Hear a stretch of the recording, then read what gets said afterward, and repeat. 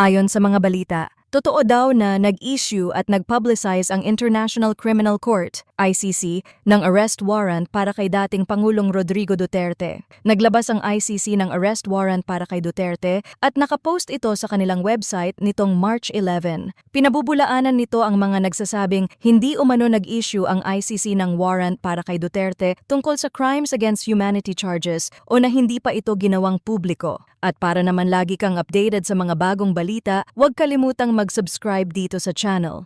Isang TikTok video na in-upload noong March 12 around 5 a.m. ay nag-feature ng clip mula sa BBC News broadcast noong nakaraang araw kung saan sinabi ni Jonathan Head, Southeast Asia correspondent, na hindi pa pinapublicize ng ICC ang warrant. Nakalagay din sa on-screen text na ICC has not published the warrant yet, na mali ang pahayag. Isa pang TikTok video na naipost noong umaga sa parehong araw ay gumamit naman ng clip mula sa late-night press briefing ni President Ferdinand Bongbong Marcos Jr. noong March 11 kung saan ipinaliwanag niyang natanggap na niya ang ICC notification. Itong video na ito ay maliring nagsasabing ICC confirm na walang warrant. Ang katotohanan ay nilagdaan ang ICC arrest warrant para kay Duterte ng 3 hukom ng International Tribunal noong March 7, ngunit classified muna itong secret ayon sa dokumento. Sinabi ng pre-trial Chamber 1 na nagpalabas nito na maaari nilang ihayag ang existence ng warrant kung kakailanganin para sa pagpapatupad nito.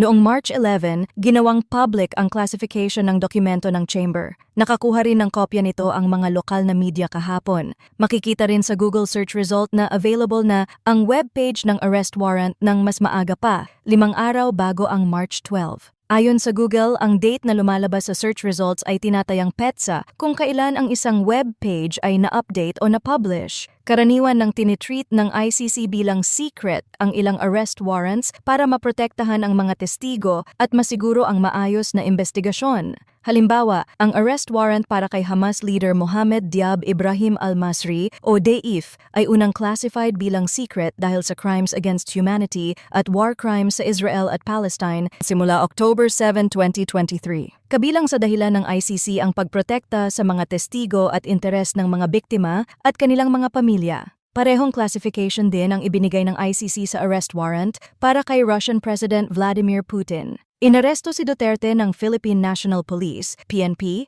noong umaga ng March 11. Matapos siyang dumating mula Hong Kong kung saan nagsalita siya sa isang campaign rally para sa overseas Filipino workers.